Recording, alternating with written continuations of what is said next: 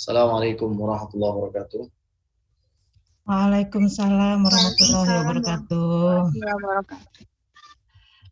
Maaf Ustadz, udah bisa kita mulai Ustadz? Silakan. Baik Ustadz.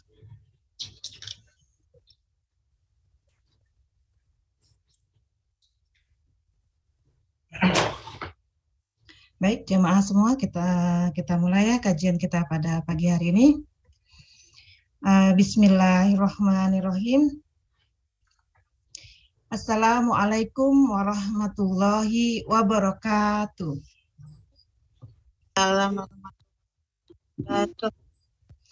Wabihi nasta'inu ala umurid dunya wadin, wassalatu wassalamu ala asrofil anbiya'i wal mursalin, Sayyidina Muhammadin wa ala alihi wa sahbihi ajma'in, amma ba'du. Rabbi syurahli sadari wa yassirli amri wahlul uqdatam min lisani yafqahu qawli. Yang terhormat Managing Director Syafana Islamic School, Ustadz Haji Nanang Firdaus Masduki LC. Yang terhormat Ibu Hajah Ummu Latifah selaku Ketua Yayasan Media Insani Syafana. Yang terhormat Habib Guys selaku narasumber kita pada pagi hari ini. Yang terhormat Ayah Bunda dan jamaah sekalian yang dirahmati Allah Subhanahu wa Ta'ala.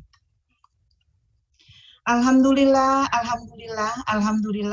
puji syukur kita panjatkan kehadirat Allah Subhanahu wa Ta'ala, bahwasannya pada pagi hari ini kita dapat berkumpul kembali dalam kajian duha yang diselenggarakan oleh MT Khairunisya Syafana Islamic School. Tak lupa sholawat salam kita curahkan kepada junjungan kita, Nabi besar, suri tauladan kita, Nabi Allah, Nabi besar Muhammad Sallallahu Alaihi Wasallam, beserta keluarga dan para sahabatnya. Dan semoga kita umatnya mendapatkan syafaatnya di yaumil akhir nanti. Amin, amin, ya Rabbal Alamin. Ayah bunda dan jamaah sekalian, marilah kita buka kajian kita pada pagi hari ini dengan bersama-sama mengucapkan lafaz basmalah. Bismillahirrahmanirrahim.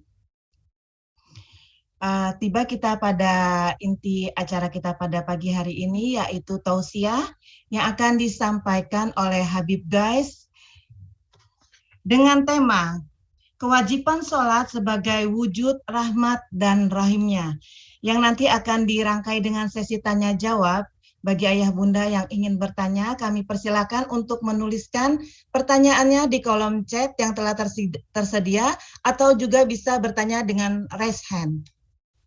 Baik ayah bunda dan jamaah sekalian, kita persilakan kepada Habib Guys untuk memberikan tausiahnya. Tafadhol Ustadz. Bismillahirrahmanirrahim. Wahayyikum bitahiyyatil Islam. Assalamualaikum warahmatullahi taala wabarakatuh. Waalaikumsalam warahmatullahi wabarakatuh. Alhamdulillah wassalatu wassalamu ala sayyidina Rasulillah sayyidina Muhammad wa ala alihi wa sahbihi la hawla wa la quwwata illa billah asyhadu an la ilaha illallah wa asyhadu anna sayyidana dan abduhu wa maulana Muhammadin abdihi wa rasuluhu ba'da. Amma ba'du fa nawaina ata'allum wa ta'lim wal ifadah wal istifadah wal naf'a wal intifa' wal hatha 'ala tamassuki bi kitabillah wa sunnati rasulillah ibtigha'a mardatillah wa wajhil karim.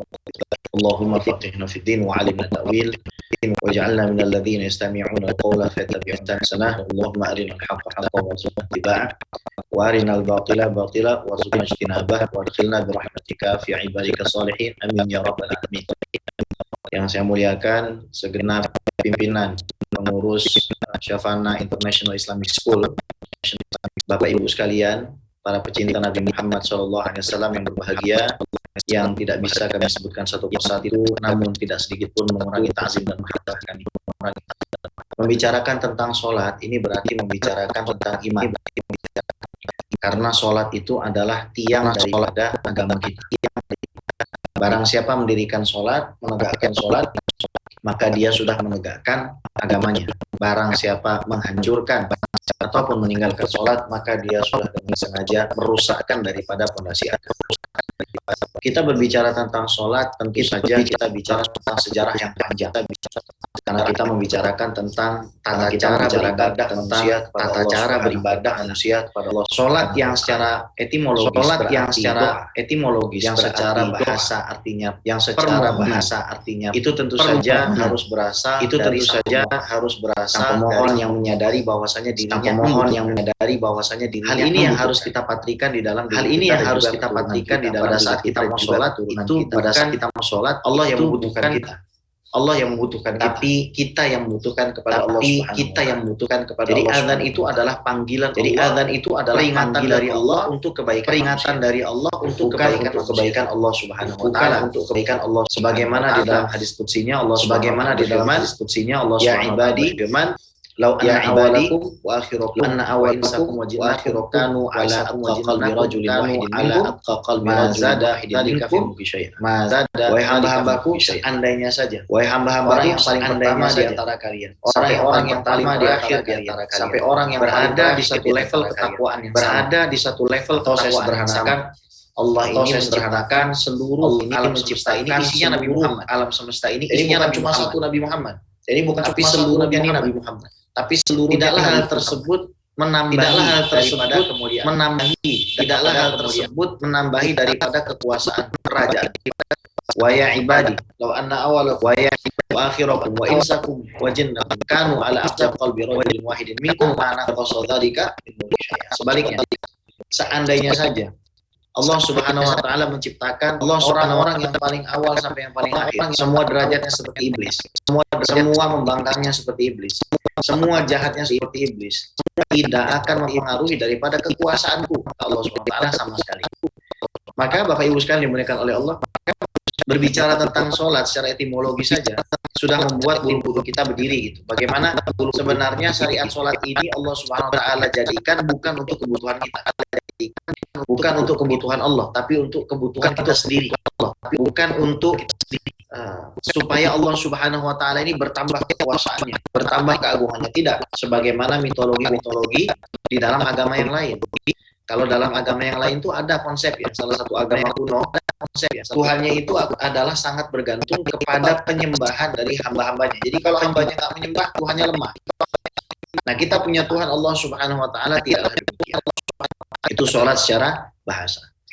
Adapun sholat secara istilah adalah segala bentuk perbuatan yang khusus yang diawali dengan takbiratul ihram dan diakhiri dengan salam dengan memenuhi syarat dan rukun yang sudah ditentukan. Syarat dan rukun ini adalah pemaknaan sholat secara pemaknaan. Maka ada pemaknaan yang secara ada juga pemaknaan secara batin, ada juga pemaknaan secara batin yang harus. Karena itulah Al-Imam An-Nawawi radhiyallahu meletakkan hadis innamal a'malu binniyat pada posisi yang paling unggul, hadisnya di antara 42 hadis. Atau Al-Imam Al-Bukhari meletakkan innamal a'malu binniyat sebanyak 9 kali dari 7.279 hadis, 279 hadis Al-Bukhari diulang-ulang, menunjukkan bahwasanya posisi sangatlah penting. Posisi batin ini kalau kita dalam satu hari berwudu, mencuci muka, wajah yang katakanlah dilihat oleh orang banyak, minimal dilihat oleh orang banyak,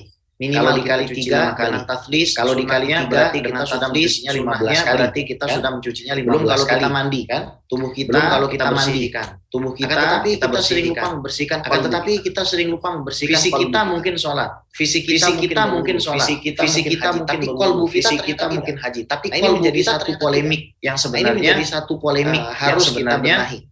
Karena kita hidup di zaman di mana kita hidup di zaman di mana saja tidak bicara batin, bohir saja. Ada orang-orang yang mementingkan lahiriahnya saja, tapi mementingkan lahiriahnya saja, mempedulikan aspek batiniah, mempedulikan aspek batiniah, Ada juga yang sudah mencapai tingkatan batin yang luar biasa, sudah mencapai tingkatan melalaikan daripada kewajiban, tapi melalaikan daripada kewajiban. Bapak Ibu sekalian dimuliakan oleh Allah. Bapak Ibu sekalian dimuliakan oleh Allah. Adalah sejarah daripada sholat ini adalah sejarah para nabi sebelum Nabi Muhammad sallallahu para nabi sebelum Nabi Muhammad sallallahu alaihi wasallam dengan kaifiat yang diajarkan oleh Allah, dengan kaifiat yang diajarkan oleh Allah. Kemudian yang kedua yang harus kita ketahui, kemudian yang kedua yang harus kita ketahui, berbicara tentang sholat ini mungkin terlepas dari al-Isra, kewajiban untuk sholat. Karena kewajiban kan pada saat ini ditentukan pada saat Isra dan Mi'rajnya baginda Nabi Muhammad sallallahu alaihi wasallam. Berbincang tentang Isra dan Mi'raj, berbincang tentang Isra dan Mi'raj Nabi Muhammad, berbicara tentang iman, berbicara tentang daripada itulah saya permasalahan kehidupan kita, permasalahan laki-laki yang mencari nafkah seperti laki-laki yang mencari nafkah ataupun istrinya, seorang ibu yang merawat seorang ibu yang khawatir terhadap masa depan anak, khawatir terhadap masa depan itu bagus, itu penting. Tapi semua itu tidak bisa dibandingkan. Semua itu tidak bisa dibandingkan urgensinya, pentingnya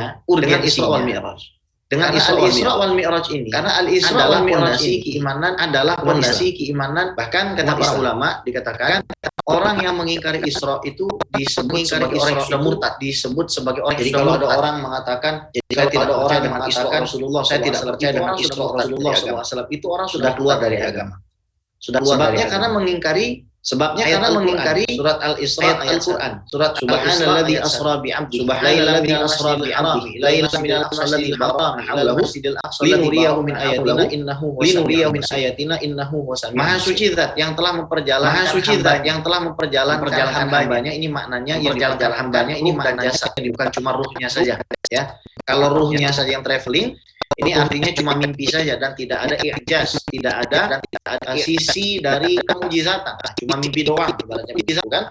Tapi yang diperjalankan oleh Allah Subhanahu wa taala ini bukan sekedar ruh tapi juga ruh dan jasad. Nah, ruh dan jasad ini diperjalankan oleh Allah Subhanahu wa taala, oleh Allah Subhanahu wa taala. Malam hari disebutkan di dalam malam hari ini banyak disebutkan di dalam menunjukkan di banyak sekali tempat. Menunjukkan orang yang membaca Al-Qur'an, bahkan orang yang membaca Al-Qur'an itu tidak sama dengan malam hari itu tidak sama dengan orang yang membaca Ali Jum'ah Muhammad Abdul Wahab mengatakan Ali Jum'ah Muhammad zadat qira'atul mu'min kullama zadat bisakum al-'ala bil-lail zadat sesungguhnya apabila seorang muslim itu membaca Al-Qur'an di malam hari itu semakin banyak hurufnya yang ia baca, semakin banyak hurufnya yang ia baca, semakin banyak juz yang dihatamkan, semakin banyak juz yang dihatamkan, kuat alam semesta ini akan berkonspirasi saling bahu membahu untuk menjadikannya saling bahu membahu untuk menjadikannya pemenang. Ini keutamaan malam. Ya, ini keutamaan barang siapa punya hajat di pagi hari, jadi barang siapa ada salahnya di pagi hari sebanyak-banyaknya di malam hari. Dan ini adalah mujarobat para ulama. Al-Imam Syafi'i, apalagi sebentar lagi mau bulan Ramadan ya, beliau menghatamkan sebelum Ramadan itu satu hari satu kali hatam. Satu hari satu kali hatam. Ya, bahkan ada yang menghatamkan Al-Quran itu ya satu hari bisa 2 atau 3 kali hatam. Ini membuktikan kecintaan mereka yang luar biasa kepada tilawatul Quran dan semuanya rata-rata malam hari. Kiai Haji Abu Yadimyati Rois ya di Pandeglang, Allah yarham dulu. Beliau itu kalau tarawih hatam satu bulan setiap malam. Mulai jam 8 selesai jam 4 subuh. Mulainya jam 8 selesai jam 4 subuh. Ini orang mulainya jam 8.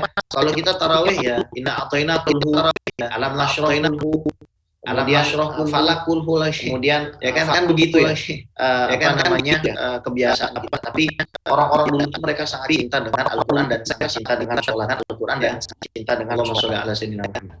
Nah, kemudian makna daripada kita ini sholat ya, makna daripada kita ini sholat tidak bisa dipisahkan dari kisah Isra dan Mi'rajnya Nabi Muhammad. Sebagaimana tadi saya bacakan, sebagaimana tadi saya bacakan, harami ilal masjidil harami ilal masjidil dinamakan masjidil haram karena masjid dinamakan masjidil haram dinamakan masjidil aqsa karena dinamakan jarak jauh karena masjid. Jadi al-aqsa itu maknanya al-abad yang paling jauh, maknanya al-abad yang paling jauh. Seandainya saja dulu sudah ada masjid Istiqlal yang dinamakan masjidil aqsa, yang dinamakan masjidil aqsa lebih jauh masjid Istiqlal karena lebih jauh masjidil aqsa yang ada di Palestina. Masjidil aqsa yang ada di Palestina. Tapi pada saat itu masjid yang ada di Palestina itu yang ada di Palestina, makanya di Palestina al-masjidil, makanya disebut masjid yang paling jauh atau masjid yang paling jauh. Nabi Muhammad sallallahu alaihi wasallam, sebelum melakukan perjalanan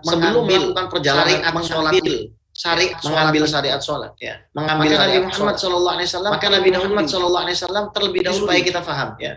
Ini Nabi Muhammad SAW mengalami ujian yang sangat hubungan bilateral, hubungan ekonomi, sosial, politik, semua dikacau. Umat Islam habis hartanya, Siti Khadijah habis perniagaannya, semuanya menjadi kacau balau. Beberapa di antara sahabat berhijrah ke Habasyah, bahkan ada juga yang wafat ya pada fatrah 3 tahun tersebut.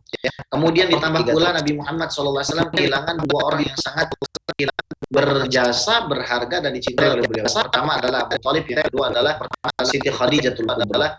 Siti Khadijatul Kubra ini adalah seorang figur yang adalah sekali tidak bisa digantikan, yang sama sekali bahkan dari 11 istri Nabi Muhammad SAW, dari 11 istri Nabi Muhammad SAW, beliau ini adalah figur yang paling ketika Siti Khadijah sudah meninggal, Nabi Muhammad Nabi Muhammad SAW masih aktif, kemudian lomba dagingnya dibagi-bagian kepada keluarga, dagingnya dibagi-bagikan kepada ketika sepupu Siti Khadijah itu Nabi Muhammad SAW itu bergegas. Nabi Muhammad SAW mengatakan beginilah cara mengetuk dan mengatakan beginilah cara mengetuk pintunya. Dan hal yang paling menarik lagi, selama 20 tahun masa pernikahan Rasulullah SAW dengan Siti Khadijah, Nabi SAW itu tidak pernah meminta, nggak pernah minta air, nggak pernah minta minum, nggak pernah minta apa-apa.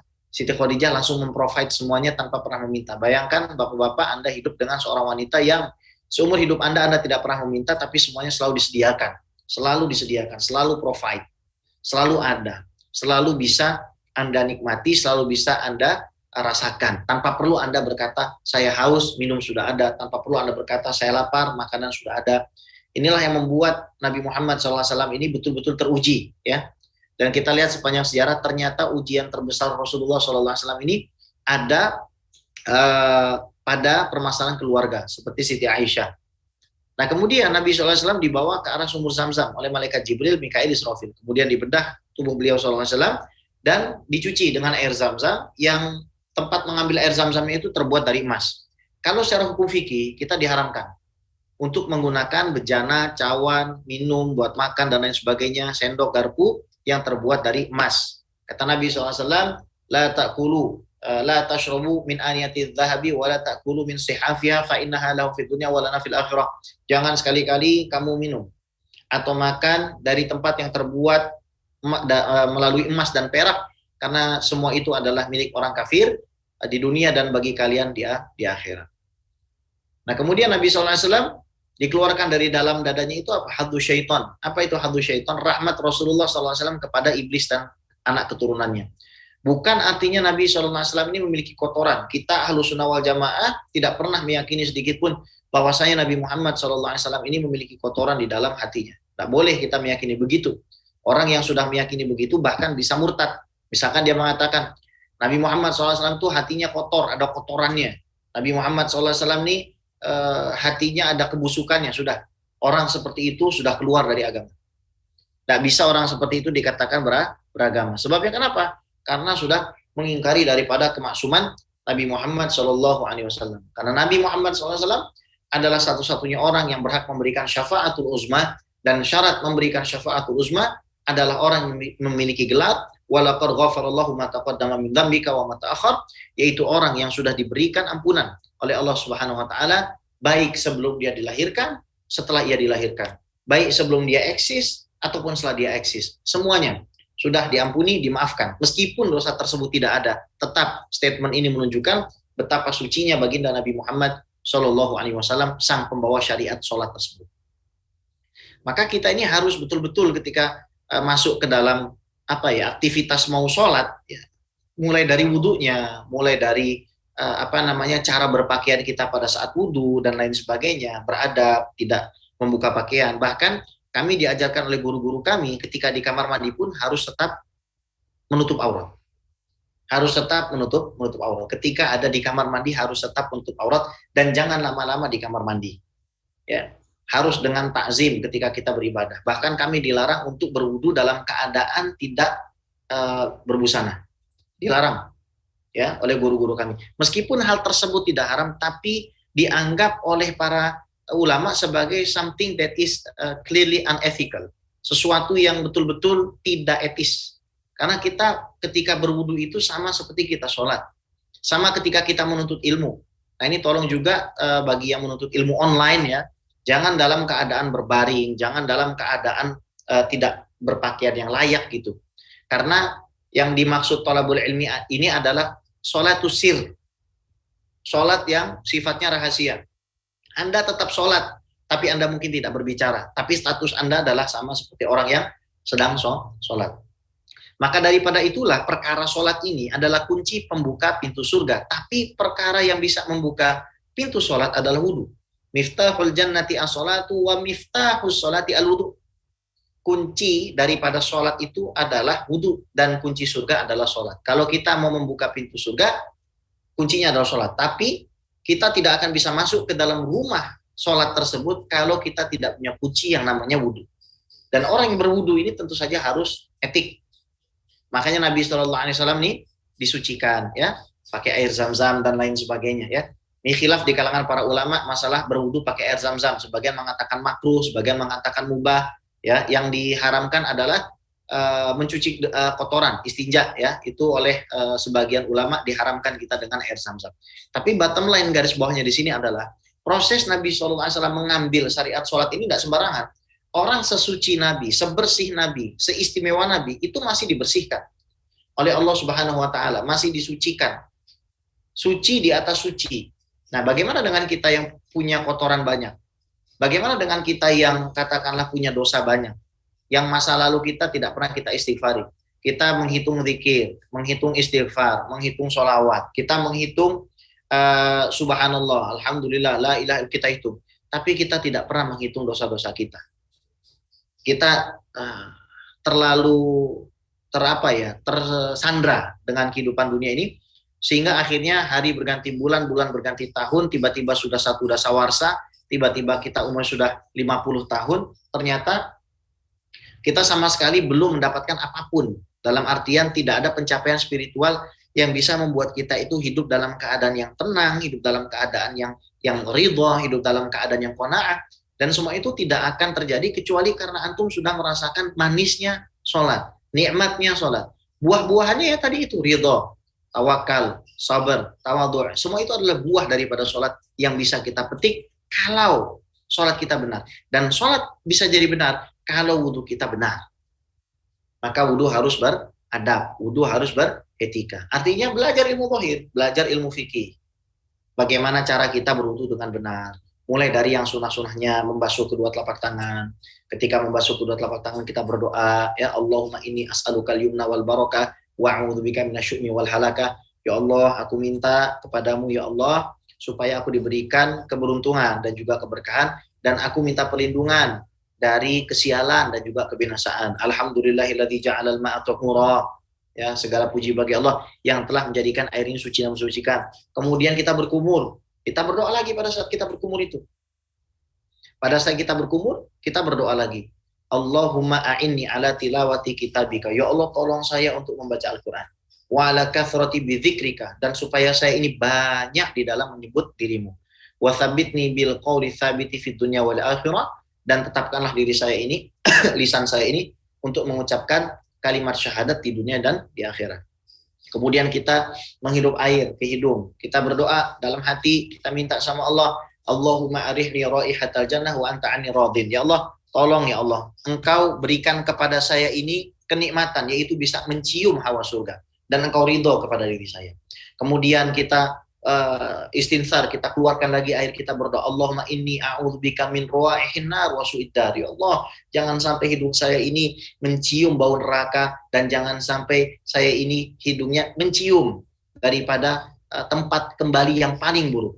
Setelah itu kita basuh wajah kita dengan rata, mulai dari mana biti syair, tempat tumbuhnya rambut, kemudian satu jari di bawah dagu kita ini harus tetap terkena basuhan. Kemudian di samping telinga kanan, di samping telinga kiri, itu adalah batasannya, ya, 4 jari di atas alis, ya, kemudian 1 jari di bawah dagu.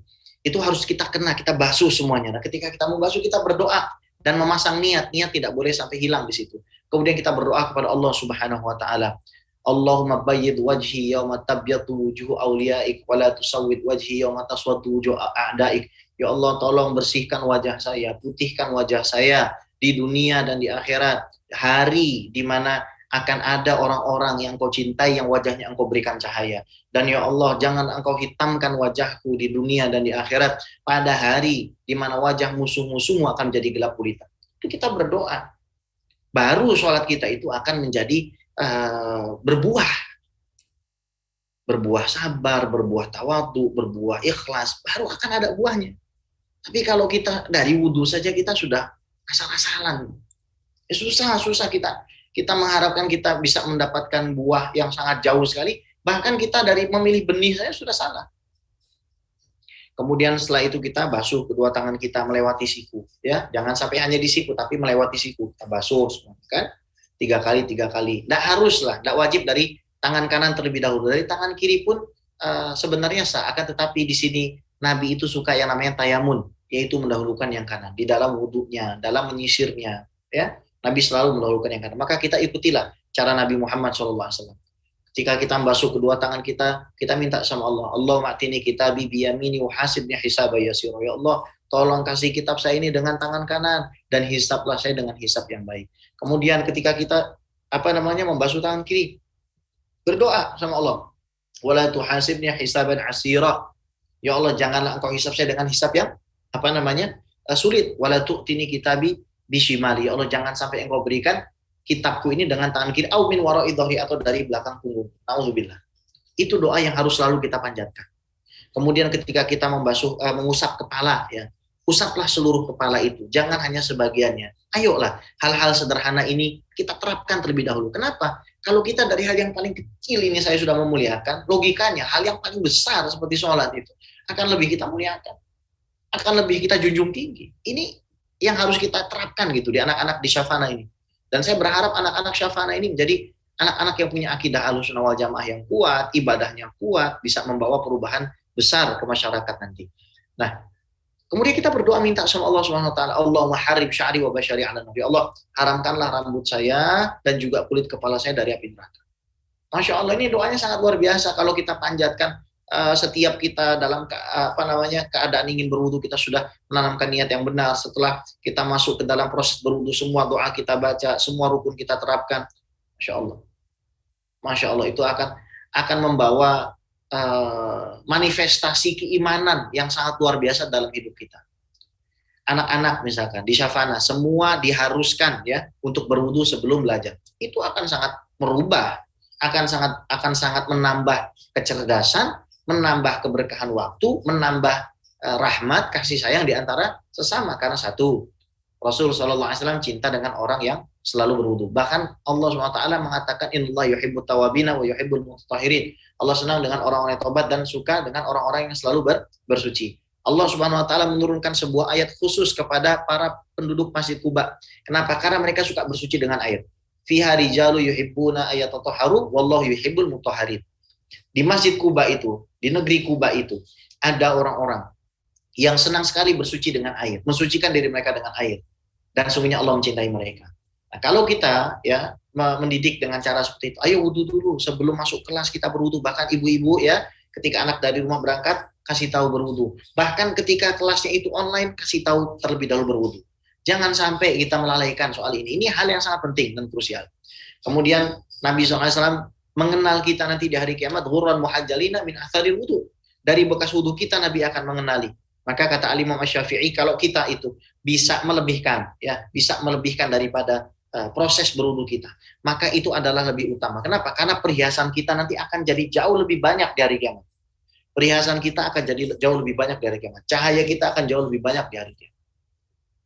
Bahkan Al-Imam Al-Bukhari saja yang menulis Sahih Al-Bukhari, beliau menulis 7.275 hadis. Setiap menulis hadis, mulai dari hadis ke-1 sampai hadis yang paling terakhir, mulai hadis awal sampai yang paling ujung, beliau mandi, berwudu dan sholat 2 rakaat. Beliau mandi, wudu dan sholat 2 rakaat di Raudhah Nabi. Padahal beliau orang Uzbekistan. Saking memuliakannya hadis, sholat. Ini menunjukkan apa? Kalimat wasta'in bis sabri was shalah di dalam Al-Quran itu bukan diisap jempol atau cuma dipamerkan di khutbah atau cuma dipakai dalil ketika ada orang minta nasihat, tapi betul-betul dipakai dalam hidup kita. Imam Bukhari itu mengajarkan kita jadi orang yang seperti itu. Ada apa-apa sholat, ada apa-apa sholat, suara sholat, istri ngamuk sholat, anak bandel, sholat, dan sholat, diawali dengan wudhu yang benar, Nah, kemudian kita basuh kedua kaki kita sampai melewati kedua mata kaki. Kita berdoa, Allahumma tsabbit qadami ala siratikal mustaqim ma'a ibadikas shalihin. Ya Allah, nanti kalau kami ini jalan melalui sirat yang dalam riwayat yang disebutkan seperti rambut dibelah 7, yang sangat tajam itu, ya Allah, tolong Engkau kuatkan dan kokohkan kaki kami, ya Allah, sehingga kami bisa sampai kepada surga-Mu, ya Allah. Itu permintaan kita setiap kita berwudu. Selama ini kita berwudu, puluhan tahun kita berwudu. Adakah kita seperti itu? Akankah kita akan membiarkan kebiasaan yang katakanlah penuh dengan kelalaian pada saat beribadah dalam wudu ini berlangsung terus? Sebelum kita merubah orang lain, ayo kita rubah diri sendiri. Bapak Ibu hadirin dimuliakan oleh Allah, sebelum kita berharap terlalu banyak dari anak-anak kita, mari kita berharap pada diri kita dulu. Kalau kita gagal membentuk diri kita, ya, setelah kita berilmu, maka akan sulit bagi diri kita mengharapkan sesuatu dari orang awam seperti anak-anak kita. Kita yang sudah belajar ilmu agama ini hendaknya kita terapkan semua apa yang kita pelajari ini dalam kehidupan kita. Nah, setelah itu kita menghadap ke arah kiblat. Apabila di dalam kamar mandi itu ada WC, kita tidak usah bersuara. Ya, kita berdoa, asyhadu an la ilaha illallah wahdahu la syarika lahu wa asyhadu anna sayyidana Muhammadan abduhu wa rasulullah maj'alni minat tawabin wa ja'alni minal mutatahhirin wa ja'alni min ibadikas shalihin. Setelah membaca 2 kalimat syahadat yang kita ingin mati dengan bawa 2 kalimat itu, 2 kalimat yang sangat agung itu, 2 kalimat yang tidak bisa dibayarkan dengan apapun. Itu yang harus selalu kita tiupkan ke dalam hati anak kita, Bapak Ibu hadirin. Harus selalu kita suntikkan ke dalam darah mereka, Bapak Ibu hadirin. Harus selalu kita gaungkan di samping telinga mereka bahwasanya tidak ada yang lebih mulia dari 2 kalimat syahadat itu. Tidak ada yang lebih mulia. Bahkan bapak ibumu kalah dengan 2 kalimat syahadat itu. Ini kalimat adalah pemberian dari Allah SWT yang harus betul-betul kamu hargai. Harus kamu jaga. Itu tadi saya katakan. Kita ingin anak-anak kita sukses di dunia. Kita ingin anak-anak kita menggapai bintang gemintang. Kita ingin anak-anak kita dapat meraih segala cita dan asanya. Akan tetapi semua itu sangat-sangat tidak signifikan dibandingkan keimanan, dibandingkan la ilaha illallah, dibandingkan Muhammadur Rasulullah. Buktinya mana, Bib? Kita tidak mulia daripada Nabi Yakub. Tidak mungkin, karena Nabi Yakub punya anak Nabi Yusuf. Anak kita bukan Nabi. Tapi Al-Quran telah mencatat, am kuntum syuhada idh hadara Ya'qubal maut idh qala li banihi ma ta'buduna min ba'di qalu na'budu ilahaka wa ilaha abaika Ibrahim wa Ismaila wa Ishaq ilaha wahida wa nahnu lahu muslim. Apakah kalian itu hadir ketika Nabi Yakub akan sakaratul maut? Pada saat itu beliau mengatakan, wahai putra-putri, apa yang akan kamu sembah setelahku? Maka putra-putra daripada Nabi Yakub itu mengatakan, kami menyembah Tuhanmu, kami menyembah Tuhan Ismail, kami menyembah Tuhan Ishak, kami menyembah Tuhan Ibrahim. Dan kami adalah orang-orang muslim yang berserah diri. Wasiat itu yang harus kita sampaikan. Dan itu yang harus kita tunjukkan. Karena lisanul hal afsahu min lisanil maqal. Sefasih-fasih orang ceramah, masih lebih fasih perbuatannya. Kita bisa ceramah soal sedekah, tapi nggak akan bisa mengalahkan contoh sedekah yang kita lakukan. Kita bisa fasih ceramah soal wudhu dan sholat, tapi tidak akan mengalahkan aktivitas wudhu dan sholat yang kita lakukan. Kita jalan. Maka saya katakan kepada anak dan istri saya, tidak ada yang lebih penting buat saya sekarang selain mengajarkan kalian makna sholat. Karena kalau saya meninggal, sementara kalian tidak paham maknanya sholat, ini menjadi sebuah kegagalan besar bagi saya. Bapak Ibu, bagus kita mengajari berbagai macam aktivitas. Baik kita mengajari semuanya itu baik. Tapi ayo sama-sama kita benahi ini. Karena kalau kita meninggal nanti, ternyata anak kita sholatnya gitu-gitu saja, belum tentu akan ketemu dengan seorang guru yang mengajarkan. Belum tentu akan ketemu dengan orang yang peduli kepada sholatnya, orang yang peduli kepada bacaannya, orang yang peduli kepada pemaknaannya, orang yang peduli kepada batinnya. Itulah maknanya kita masuk ke dalam sholat. Makanya di dalam surat Al-A'la itu Allah SWT katakan, qad aflaha man tazakka wa dzakara isma rabbih fasalla. Telah beruntung orang-orang yang mensucikan dirinya. Wa dzakara isma rabbih fasalla, dan dia berzikir, mengingat Allah Subhanahu wa taala sebelum dia sholat. Sebelum dia sholat. Artinya ada proses tuh sebelum kita sholat. Bukan tiba-tiba kita langsung sholat. Jadi katakanlah sholat duhur jam 12 lewat 5. Maka jam 12 kurang 15 itu kita harus sudah berwudu. Kemudian kita bersiap-siap apabila kita sholat di rumah, gitu ya. Setelah kita sudah selesai berwudu dengan baik, gitu kan, sudah berdoa, gitu. Tetap tanamkan di dalam hati kita nih rasa rendah hati, rendah diri. Kita tuh rendah di hadapan Allah SWT, rendah. Kemudian kita ambil mushaf, kita baca dulu mushaf itu Quran, ya. Kemudian setelah kita baca mushaf, kita berzikir, minta ampun kepada Allah, istighfar. Setelah istighfar kita berdoa, panjatkan semua hajat-hajat kita sambil kita menunggu waktu adzan. Ketika sudah datang waktu adzan, sudah. Barulah kita sholat. Kita jawab adzan tersebut dengan sebaik-baiknya.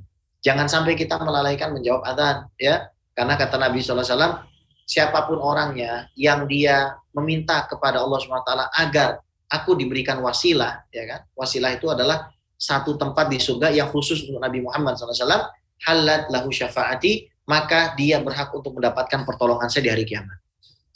Jadi kalau kita pengen dapat pertolongan Nabi Muhammad SAW di hari kiamat, sebenarnya syaratnya adalah kita menjawab adzan dengan khusyuk.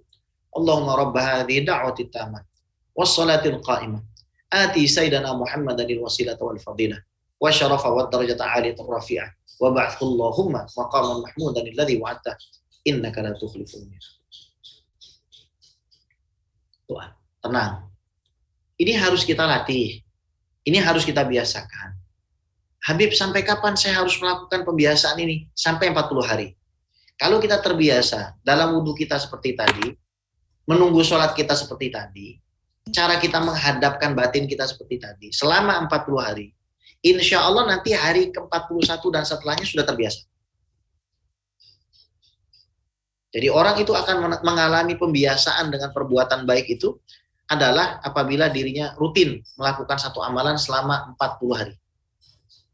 Kalau orang terbiasa berpuasa Daud selama 40 hari, nanti dia akan sanggup melakukannya dalam waktu 1 tahun. Kalau terbiasa sholat malam 4 rakaat plus 1 setiap malam, dia akan terbiasa melakukan hal tersebut selama 1 tahun. Begitu pula dengan amalan-amalan yang lain seperti menghatamkan Al-Quran, membaca sholawat 15.000 kali atau 10.000 kali atau 5.000 kali, kemudian membaca subhanallah, alhamdulillah, wa la ilaha illallah, Allahu akbar, membaca subhanallah bihamdi subhanal azim, dan juga zikir-zikir lainnya, membaca ratibul haddad, ratibul aqtas. Itu akan jadi kebiasaan yang akan terus continue dia lakukan. Nah, Bapak Ibu hadirin yang dimuliakan oleh Allah, sebelum kita sampai kepada inti daripada sholat itu, kita lanjutkan sedikit ini perjalanan Rasulullah SAW. Pertama, Nabi SAW diperjalankan ke Thaibah, yaitu ke Madinah. Apa kira-kira yang menjadi perintahnya Malaikat Jibril? Atas titah Allah SWT, Malaikat Jibril meminta Nabi Muhammad SAW yang agung dan mulia untuk melakukan sholat. Ya. Datang ke satu tempat, sholat. Datang ke satu tempat, sholat. Datang ke satu tempat, sholat. Datang ke Madinah, sholat. Kemudian setelah sholat, Nabi SAW berjalan. Dan beliau diperlihatkan satu fenomena di mana ada sekelompok orang yang mengangkat batu-batu besar, memecahkan kepala mereka sendiri. Sampai isi kepalanya berhamburan keluar. Sampai isi kepala mereka itu berceceran di mana-mana. Utuh lagi, angkat lagi, pecahin lagi kepalanya. Utuh lagi, angkat lagi, pecahin lagi kepalanya. Ditanya sama Nabi SAW, ini mereka siapa? Ya Jibril. Mereka ini adalah orang yang suka meninggalkan sholat dari umatmu. Itulah balasan bagi orang-orang yang suka meninggalkan ibadah sholat. Memecahkan kepalanya sendiri. Ceritakan ini kepada anak kita. Ceritakan. Kalau mereka bertanya, berarti Allah itu kejam. Kamu jangan melupakan, Allah lah yang telah menjadikanmu ada. Jawab begitu, Bu. Kamu jangan melupakan bahwa Allah SWT yang memberikan kamu tangan, memberikan kamu kaki, memberikan kamu nikmat. Kamu jangan lupa Allah SWT yang memberikan kamu rasa, yang memberikan kamu tangis, yang memberikan kamu bahagia. Kamu jangan lupa Allah yang sudah menjadikan kamu itu memiliki orang tua yang menyayangi kamu. Jangan kamu lupa Allah yang memberikan kamu akal sehingga kamu bisa berpikir. Memberikan kamu semuanya itu Allah. Yang Allah minta kamu laksanakan sholat. Jangan datang-datang kamu mengatakan Allah kejam, sementara selama ini kamu makan dari rezekinya Allah, kamu minum dari rezekinya Allah, kamu berpakaian dari rezekinya Allah, kamu hidup dari rezekinya Allah, dan kamu tinggal di alam semesta milik Allah, terus lantaran Allah SWT memberikan hukuman terhadap kelalaian yang kamu sendiri tahu kamu lalai, kamu katakan Allah kejam. Nah, itu harus kita sampaikan. Jangan sampai logika kita ini di dalam berdiskusi sama anak ini dipatahkan begitu saja. Karena anak di zaman sekarang ini kalau menjawab ini Masya Allah ya Bu ya. Anak zaman sekarang ini ya entah cerdas entah keblinger, wallahu a'lam, itu pergaulan di luar sana itu. Yang harus kita waspadai benar. Tapi insya Allah, karena di Syafana ini pengajarnya mayoritasnya alumni Al-Azhar Mesir ya, mayoritasnya juga adalah teman-teman saya dan sahabat-sahabat saya yakin akan sangat dibekali di sana. Nah kemudian Nabi Muhammad SAW jalan lagi.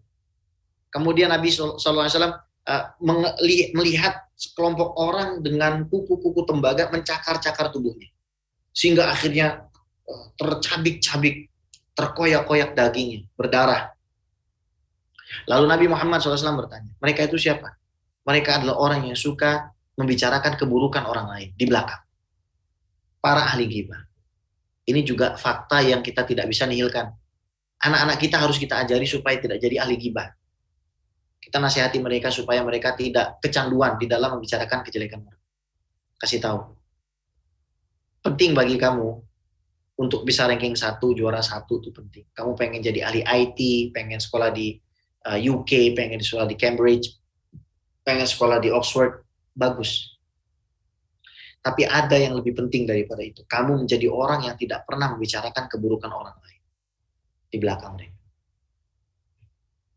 Hal-hal seperti ini yang harus selalu kita tanamkan dalam diri anak kita, sehingga nggak melulu ya orientasi mereka itu adalah kepada prestasi duniawi semata. Tapi orientasi mereka adalah kepada Allah SWT. Akhlak yang mulia.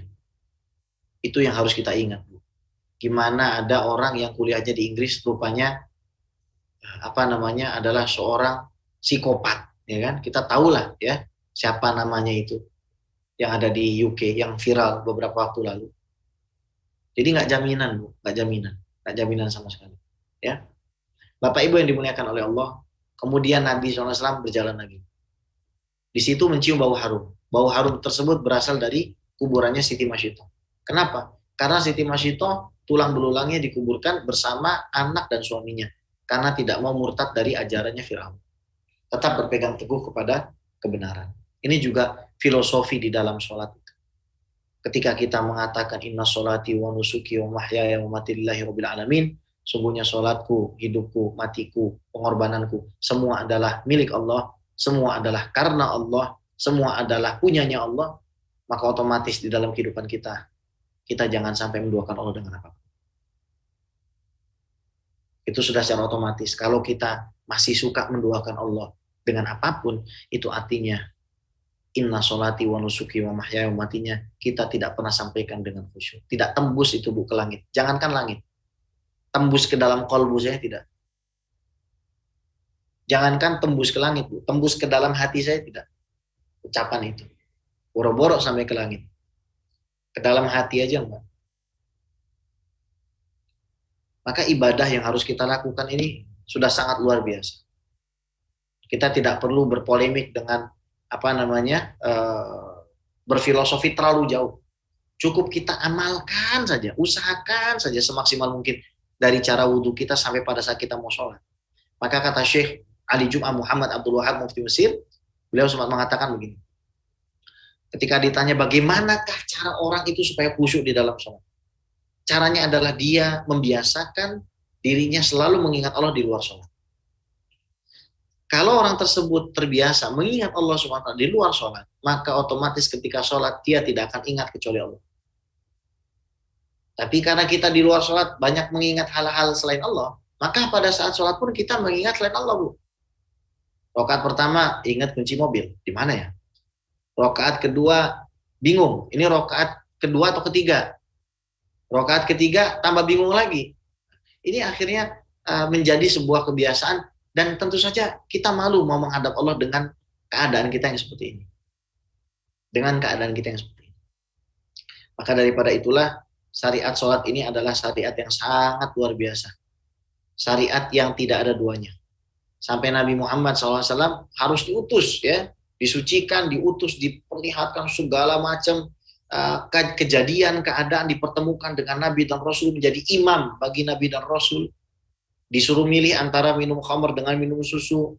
Langit pertama ketemu Nabi Adam, terus ketemu dengan Nabi Idris, ketemu dengan Nabi Isa, ketemu dengan Nabi Yusuf, ketemu juga dengan Nabi Musa alaihissalam, ketemu Nabi Ibrahim di Baitul Ma'mur, ketemu dengan para nabi, melihat kepada isinya neraka, melihat kepada isinya surga, sehingga akhirnya ke Sidratul Muntaha dan mendapatkan syariat agama. Ini bukan artinya Allah ada di atas. Ya, Allah itu tidak bertempat. Rasul yang mengatakan itu. Kan Allah Ta'ala walam yakun syai'un ghairuhu. Allah ada tanpa segala sesuatu apapun. Maka hati-hati jangan sampai punya keyakinan Allah itu ada di atas. Kenapa? Karena Rasul tidak pernah mengajarkan itu. Yang Rasul ajarkan Allah ada tanpa segala sesuatu apapun. Tanpa tempat, tanpa batas, tanpa arah. Ini akidah salafus saleh. Ya. Kalau dikatakan Allah di atas karena Nabi diangkat ke atas, ini salah. Karena diangkat ke atas itu adalah arah yang mulia bagi manusia. Namanya kita naik pasti ke atas. Mau naik kemana? Naik ke atas. Gak mungkin ibu bilang mau naik ke bawah atau turun ke atas. Yang kedua, seandainya saja mau dipaksakan demikian, maka ya orang yang sholat di lantai 2 lebih dekat dengan Allah daripada yang di lantai 1. Dan lebih mengerikannya lagi pemahaman ini, Fir'aun yang ada di atas piramid itu lebih dekat daripada Nabi Yunus yang dimakan ikan paus. Jadi Allah Subhanahu wa taala itu dekat dengan kita bukan karena Allah itu bertempat. Tapi pengawasan Allah, cintanya Allah, rahmatnya Allah itu bahkan akrab ilaihi min hablil warid, lebih dekat daripada urat leher manusia sendiri. Sayangnya Allah, care-nya Allah. Bahkan kita ini, wujud kita saja ini adalah embodiment daripada love, daripada cinta dan rahmat yang sudah Allah Subhanahu wa taala berikan. Dan awal-awal Nabi Muhammad SAW diperintahkan 50 kali sholat. 50 waktu, bisa kita bayangkan. Kalau dari Syafana ke pagi sore sini sudah sholat lagi. Dari pagi sore ke Giant sholat lagi. Dari Giant mau masuk pintu tol sholat lagi. Dari pintu tol ke pintu tol Bintaro sholat lagi. Dari pintu tol Bintaro misalkan mau ke Masjid Raya Bintaro sholat lagi. Kita nggak bisa bayangkan 50 kali sholat kita dalam satu hari, sementara 5 kali sholat saja kita sudah ribet. Ini 50 kali sholat. Menunjukkan apa sih rahmatnya Nabi Muhammad SAW kepada umat. Maka kita tidak boleh berhenti sholawat, terima kasih ya Rasulullah. Saya ini sudah diajarkan sholat, terima kasih ya Rasulullah. Saya sudah diperjuangkan. Saya hendak bertanya kepada Anda semua. Kira-kira berapa juta orang yang sudah meninggal? Berapa ratus ribu orang yang sudah kehilangan nyawa? Berapa juta wanita yang sudah jadi janda? Berapa juta anak yang menjadi yatim karena memperjuangkan syariat sholat ini? Dari zaman Rasulullah sampai detik ini, berapa banyak para mujahid yang meninggal supaya kita bisa mengatakan Allahu Akbar, supaya kita bisa mengatakan at-tahiyatul mubarakatus shalawatut thayyibatul. Apa yang sudah kita lakukan dengan syariat sholat ini? Maka pemaknaan sholat itu bukan sekedar pada saat kita masuk ke dalam amaliyah sholat, tapi sebelum kita sholat itu makna kita sudah sholat. Dan yang sering kita lalaikan adalah sebelum kita sholat kita lupa untuk bermunajat kepada Allah.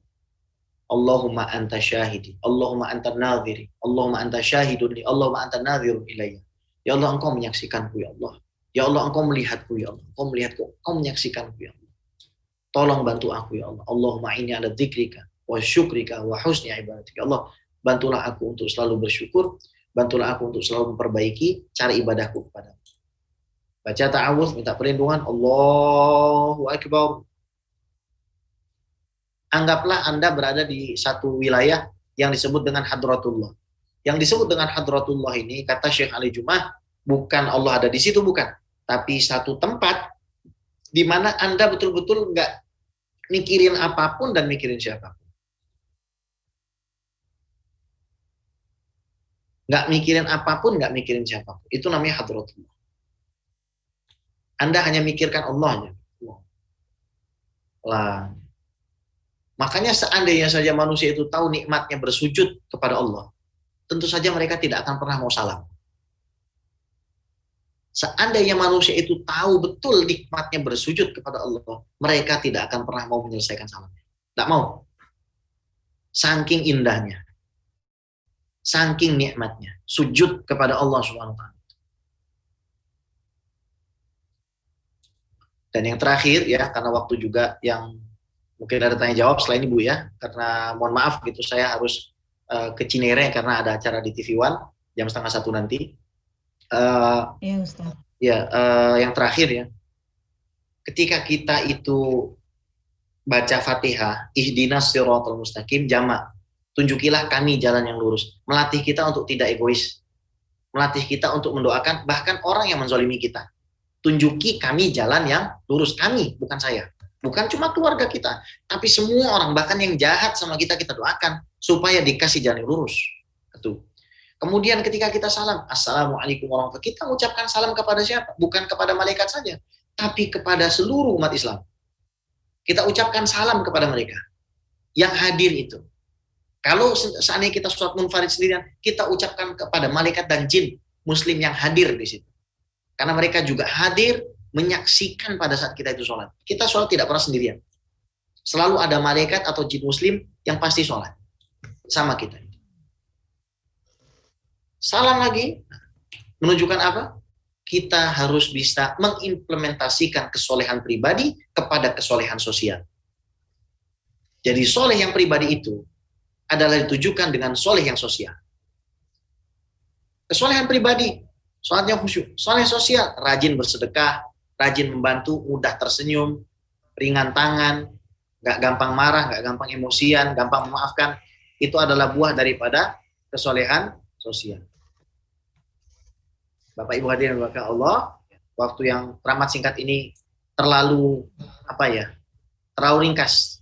Kalau kita hendak mengupas, menggali ya makna-makna sholat itu, bahkan kita belum memberikan pemaknaan dari setiap bacaan sholat dan rahasia-rahasia yang terdapat di dalamnya sebagaimana diajarkan oleh guru-guru kami. Tapi semoga dari cara kita memperbaiki wudhu kita, cara kita beradab, beretika menghadap kiblat kita, berdoa pada saat berwudhu, kemudian mempersiapkan sholat sebelum datang waktunya, menunggu waktu sholat, kita membaca Quran, berzikir. Kemudian kita contohkan itu kepada anak-anak kita, kepada suami kita, kepada istri kita. Kemudian kita sholat dalam keadaan yang khusyuk pada Allah SWT. Kemudian kita betul-betul fokus memaknai daripada makna-makna sholat itu, minta pertolongan Allah. Dan ketika salam, kita berjanji untuk menjadikan diri kita sebagai kiramin bararah, yaitu malaikat-malaikat Allah yang menjadi manusia. Ya, manusia yang seperti malaikat, mereka yang tidak bangun pagi melainkan hendak memberikan kemanfaatan bagi umatnya Rasulullah SAW. Itu maknanya sholat. Itu yang menjadikan umat Islam itu umat terbaik. Karena tidak mungkin ada umat terbaik yang meninggalkan sholat. Tidak mungkin ada umat terbaik, umat yang istimewa, tapi melalaikan daripada sholatnya, melalaikan daripada wudhunya. Marilah kita mulai dari hal yang dianggap manusia ini sederhana, akan tetapi mulia di sisi Allah SWT. Hakadha wallahu a'lam. Assalamualaikum warahmatullahi wabarakatuh. Waalaikumsalam warahmatullahi wabarakatuh. Jazakallah khair Ustadz Habib atas tausiahnya pada pagi hari ini. Walau keterbatasan waktu, Masya Allah banyak sekali ilmu yang dapat kita ambil pada kajian pada pagi hari ini. Terutama bagaimana cara kita bersolat dan berwudu yang benar. Dan semoga kita dapat menerapkannya dalam kehidupan kita sehari-hari. Baik ayah, bunda, dan jamaah sekalian, kita masuk dalam sesi tanya jawab. Bagi ayah dan bunda yang ingin bertanya, dapat menuliskan pertanyaannya di kolom chat yang telah tersedia, atau juga dapat bertanya menggunakan raise hand. Kami persilakan kepada ayah bunda yang ingin bertanya. Ini Ustadz sudah ada yang masuk. Silakan. Pertanyaannya resen dari Queen, Bunda Queen ya. Silakan Bunda Queen. Assalamualaikum warahmatullahi wabarakatuh. Waalaikumsalam. Waalaikumsalam warahmatullahi. Ustadz mau tanya, ya. Ini masalah batal sholat gitu ya, batal wudhu dan batal sholat. Ya. Jadi kalau kita misalnya, kalau kita buang angin gitu ya, berarti batal wudhu. Berarti batal sholatnya juga. Nah, ini yang mau saya tanyain gini Ustadz. Ya. Kalau misalnya saya mempunyai anak balita sekitar umur 2 tahun. Nah, dia kan masih pakai pampers ya Ustadz ya. Nah, tapi pampersnya itu kan biasanya sudah ada pipisnya gitu ya. Lalu saya sholat. Waktu saya sholat, dia gelendotan sama saya gitu. Ya. Pas saya misalnya lagi duduk mau sujud itu dia gelendotan. Ya. Apakah sholat saya itu batal karena dia tadi udah ada Membawa najis, karena dia membawa najis, ya. Nah, itu yang pertama, Ustadz. Ya. Yang kedua, kalau misalnya sholat itu kan menunjukkan kualitas amal seseorang gitu ya. Kualitas amalnya tolak ukur. Kalau sholatnya bolong-bolong, misalnya, kalau sholatnya bolong-bolong, apakah sholat itu rusak, ya? Dan amal-amalnya itu juga ikutan menjadi rusak gitu, Ustadz. Makasih. Baik. Assalamualaikum warahmatullahi wabarakatuh. Jawabannya ringkas saja, Bu, batal. Itu jawabannya ringkas saja, batal, karena bersinggungan dengan sesuatu yang najis.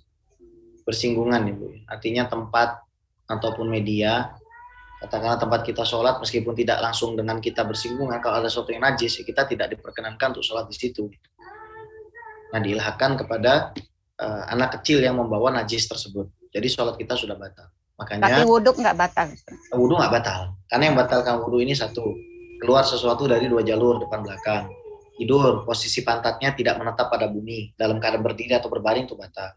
Kemudian gila, murtad, kemudian pingsan, ya, itu yang membatalkan. Menyentuh lawan jenis yang non mahram, nah, itu membatalkan. Kalau yang tadi itu tidak membatalkan wudhu, hanya membatalkan sholat saja. Allahan. Kemudian yang kedua tadi apa, Bu? Maklum, Bu, sudah tua, Bu, jadi banyak.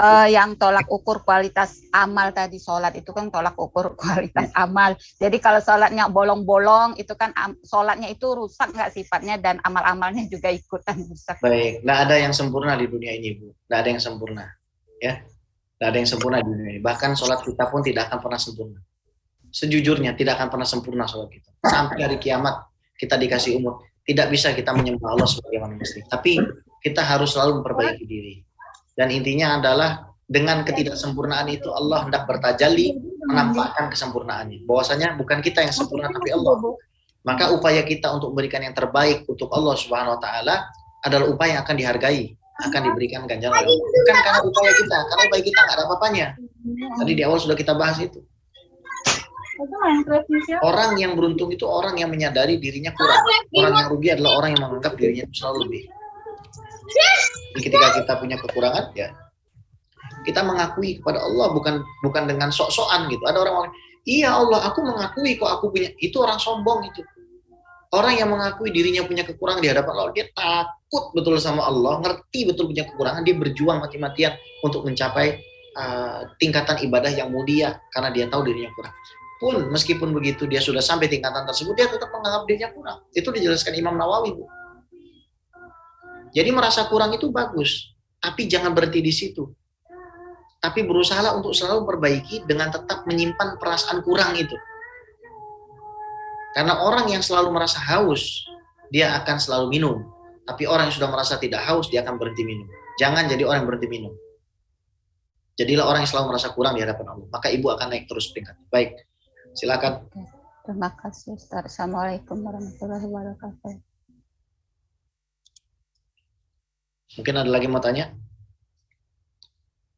Boleh, dua lagi, Bu, ya. Suara tidak kedengaran, Ibu. Bu Erlinda, suaranya ke-mute. Baik, Ustadz. Kita ke penanya selanjutnya, yaitu dari Bapak Erwin, yang sudah resen. Kami persilakan kepada Bapak Erwin untuk mengutarakan pertanyaannya. Assalamualaikum, Habib. Wah, suaranya. Boleh saya lihat orangnya nggak? Enggak. Lihat dong Pak Erwin, suaranya keren banget soalnya. Langsung aja, Habib. Saya punya dua pertanyaan nih. Mungkin satu-satu dulu ya. Oke. Yang pertama gini, saya ada yang pertama, kalau ini tentang bersuci, kalau belum membasuh telinga dan telapak kaki saat mandi wajib, tapi sebelum mandi udah berwudu, sebelum berwudu dan mencuci organ vital dan segala macam, itu udah niat mandi wajib, Bib. Itu apakah basuhan di wudunya itu udah dianggap sebagai mandi atau belum, dan apakah mandi saya sah? Tetap di sini dulu, Pak. Oke. Jadi saya ilustrasikan ya, Pak. Ilustrasinya adalah ada Fulan. Fulan ini dari sebelum masuk kamar mandi sudah menanamkan dirinya mandi wajib menghilangkan hadas besar, betul ya? Betul? Oke. Kemudian dia tidak langsung mandi tapi mulainya dengan berwudu. Ya, betul ya? Niatnya berwudu kan? Niatnya berwudu kan, bukan niat mandi wajib. Iya. Ya. Nah, itu tidak bisa dikategorikan sebagai mandi wajib. Tidak bisa. Jadi kalau dia mau mandi wajib, ya dia berwudu itu ya berwudu. Berwudu itu adalah sunnah mandi wajib, bukan rukunnya. Rukun mandi wajib ini sebenarnya ya cuma dua. Satu niat, yang kedua meratakan seluruh air ke seluruh tubuh. Bahkan mohon maaf ya, lubang dubur itu harus kena. Bahkan dalam mazhab Hanafi itu, air itu harus masuk ke dalam hidung. Sampai Sayyidina Ali bin Abi Thalib membotaki seluruh kepalanya karena takut ada rambut yang tidak terkena air. Jadi kemarin kami juga baru dapat pertanyaan yang mirip-mirip. Bagaimana kalau misalkan seseorang itu mandi wajib tapi lupa membasuh salah satu anggota tubuhnya, apa yang harus dilakukan? Padahal dia sudah berpakaian. Gampang. Dia tinggal membasuh anggota tubuh yang belum terbasuh dengan niat menyempurnakan mandi wajib, selesai begitu. Nah, itu saja ya. Yang kedua silakan Pak Erwin. Maaf, agak perpanjangan dari pertanyaan yang pertama. Berarti habis kan sebelum wudu dan segala macam tadi sudah niat ya untuk mandi wajib. Ya. Kemudian wudu dengan bacaan dan niatnya. Apakah pas mau mandi baca niat lagi atau langsung aja? Baik Pak Erwin. Mohon maaf, membaca niat itu tidak wajib, hanya membantu. Membaca niat itu menjadi sebuah proteksi bagi diri kita ataupun garansi bahwasanya kita sudah berniat. Ada itu. Maaf Habib, bukan membaca, maksudnya meniatkannya itu. Iya, paham saya paham. Nah, kemudian meniatkan itu memang harus ada. Jadi sama seperti wudu Pak Erwin. Misalkan anak nih mau masuk kamar mandi niat mau wudu. Tapi ketika membasuh wajah niat anak hilang, nggak boleh. Jadi niat itu harus ada di dalam hati. Nah, tapi Pak Erwin, seandainya Pak Erwin itu sudah mandi besar, semua sudah mandi besar, dalam mazhab Syafi'i pendapat yang paling kuat tidak perlu berwudu lagi. Tapi kalau saya pribadi setelah mandi saya berwudu lagi. Kenapa? Untuk menjaga kehati-hatian saja. Jadi berwudu yang pertama sunnah, ya sunnah bukan wajib ya, sunnah mau wudu ya, sunnah pengen mandi. Kemudian mandi, semua terkena semua, ada yang terkecuali. Kemudian wudu untuk sholat. Itu kalau kami, karena mengambil yang hati-hati saja. Gitu. Baik. Baik, berarti untuk yang kasus tadi itu tidak sah ya? Tidak sah, Pak Erin. Baik. Oke, untuk pertanyaan yang kedua, kalau misalkan saya mengguyur tubuhnya itu dari bagian atas saja, namun semuanya sudah kena. Baik. Nah, itu apakah sudah sah atau setiap bagian harus disiram? Jadi badan sendiri, paha sendiri, kaki, beti sendiri begitu. Baik, oke. Yang harus dibasuh itu seluruh tubuh, Pak Erwin, dan harus dipastikan kena. Yang penting kalau seandainya kita mau meratakan, itu bukan dengan sesuatu yang berpisah.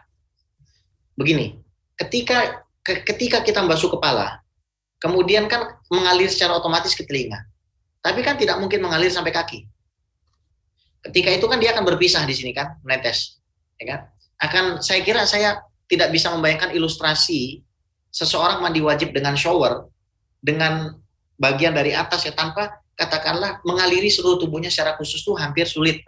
Kecuali kita mandi di kolam renang, karena kolam renang itu ya air mutlak juga bisa dipakai ya, selama kita yakin memang najisnya itu kalah dengan volume air, atau di laut atau di sungai, kita nyebur begitu pure gitu ya. Itu kita dikategorikan sebagai orang yang sudah mandi wajib. Ketika misalkan di laut kita jebur pure ya, niat mandi wajib, dan kita stay di dalam air tersebut kira-kira seperti lamanya orang yang mandi wajib, maka kita sudah dikategorikan mandi wajib. Kalau cuma guyur di atas pure gitu kan, kemudian tidak kita aliri gitu ya ke bagian-bagian yang lain, ya itu saya kira belum dikategorikan sebagai orang yang mandi wajib, Pak Erwin. Tapi lebih selamatnya adalah kita mengaliri ya kepala nih kan ya, ini kan sunahnya kan dari atas supaya air itu turun ke bawah, kemudian selesaikan bagian sebelah kanan, baru selesaikan bagian sebelah kiri. Nah itulah sunahnya, jangan sampai ada yang luput, kira-kira begitu Pak Erwin. Baik, berarti kalau misalkan itu tidak sah, berarti untuk sholat yang sebelumnya perlu diganti juga ya? Perlu diganti dan bisa dicicil, bisa installment Pak Erwin. Baik, terima kasih Habib. Assalamualaikum. Waalaikumsalam. Waalaikumsalam warahmatullahi. Terima kasih Pak Erwin. Selanjutnya kita ke pertanyaan selanjutnya dari Ibu Fani. Begini Ustadz, apa dan bagaimana tips menjadi seseorang dan keluarga pencinta sholat Ustadz? Apa dan bagaimana tips menjadi seseorang dan keluarga pencinta sholat? Tipsnya apa, Tat? Pertama, kenalkan sama Allah dulu. Suruh ngeliat langit, suruh ngeliat ini semua yang bikin Allah loh. Yang bikin Allah. Selalu bawa Allah dalam percakapan. Ini yang memberikan makanan Allah, ini yang memberikan minuman Allah. Semua ini Allah, bukan ayah, bukan bunda. Itu dulu. Terus kita kalau nggak ada Rasulullah nih, bunda nggak akan sayang sama kamu. Karena bunda nggak diajarin siapapun untuk sayang. Yang ngajari itu orang tua, diajari terus sampai Rasulullah. Kita semua begitu, Pak Bu. Semua value dan kebaikan itu semua berasal dari Nabi Muhammad SAW. Setelah itu kita bilang, yuk kita sholat. Karena sholat ini adalah sarana koneksi kita kepada Allah, kepada Rasulullah. Kita koneksi dalam sholat itu kan koneksi kepada Allah dan Rasul. Ilustrasikan saya begini, kalau kita sudah disayang sama orang, tanda terima kasih kita apa sih biasanya? Nelpon. Kita dikasih duit misalnya, telepon, makasih. Udah kita telepon Allah. Kita telepon Rasulullah, kan begitu ya. Terus gimana caranya? Diajak berjamaah ke masjid. Belikan pakaian sholat terbaik. Nih kayak yang saya pakai, Bu. Keren nggak? Keren nggak, Bu? Keren ya? Ini jahit sendiri. Nah, ini anak saya jahitin juga. Ada temen tuh saya kasih. Orang datang ke rumah gitu, saya kasih. Buat sholat. Istri, Pak, beriin lah mukna yang, ya katakanlah harganya lumayan lah ya. Tergantung budget lah. Kan mukna tuh macam-macam. Ada yang 500, ada yang 700. Yang 5 juta juga ada mukna gitu kan. Nah, itu dibelikan saja. Untuk apa? Supaya sholatnya itu menjadi senang, enak gitu ya.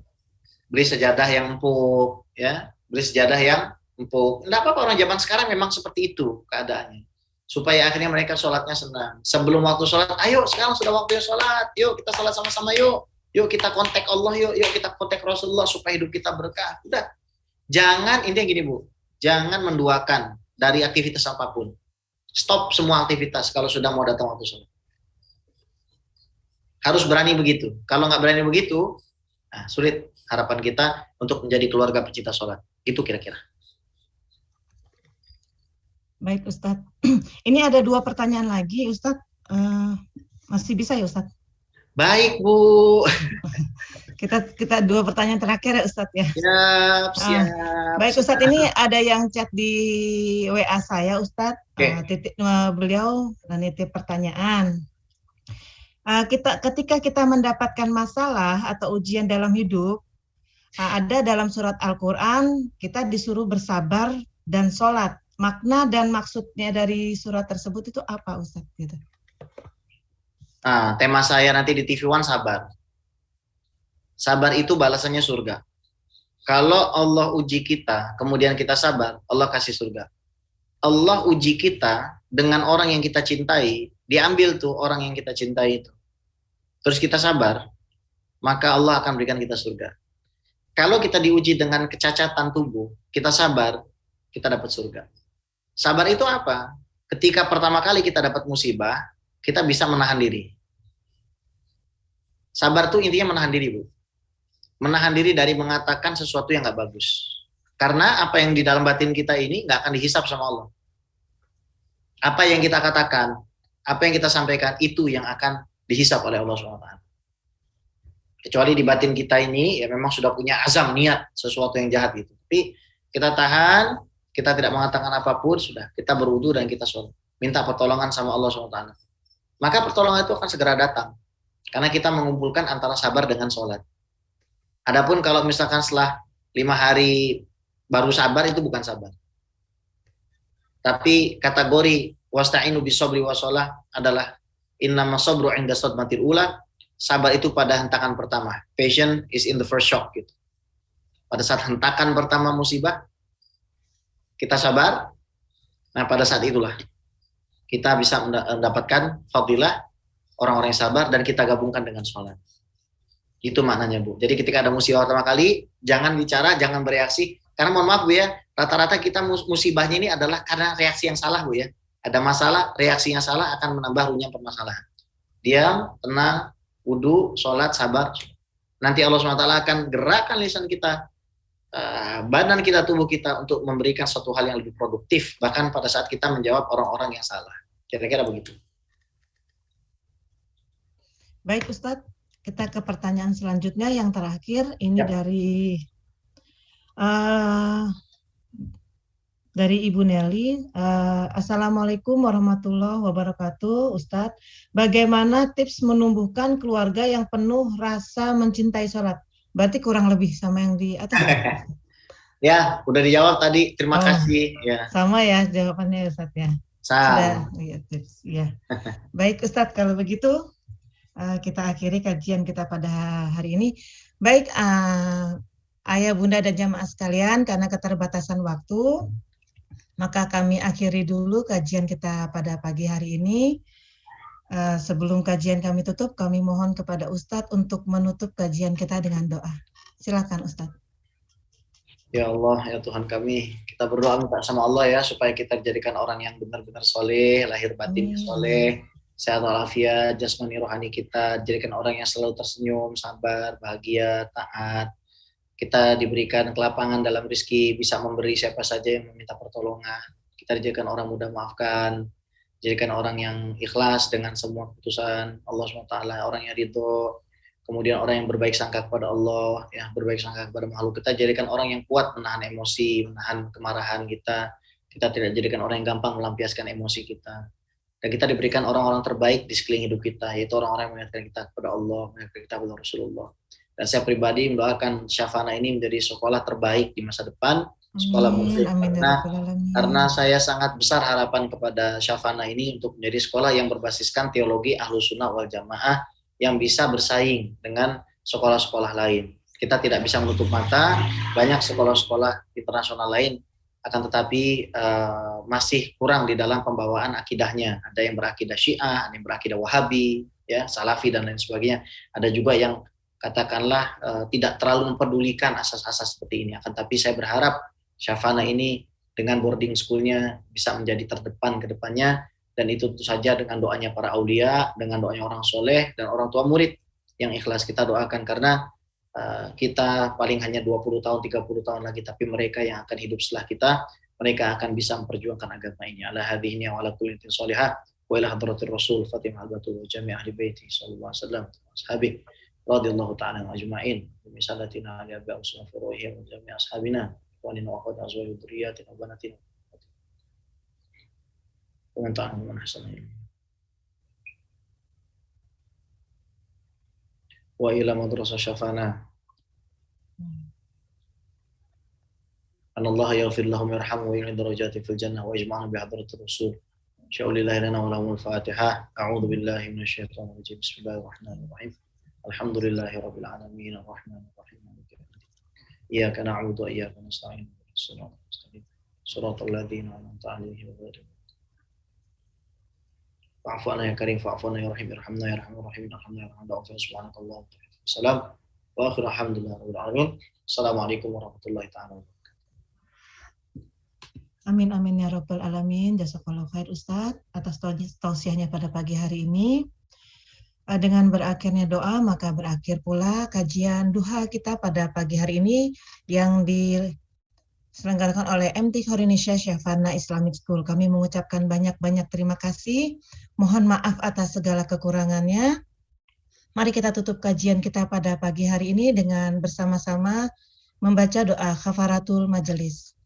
Subhanakallahumma wa bihamdika asyhadu alla ilaha illa anta astaghfiruka wa atubu ilaik. Akhirul kalam wabillahi taufik wal hidayah. Wassalamualaikum warahmatullahi wabarakatuh. Waalaikumsalam warahmatullahi wabarakatuh.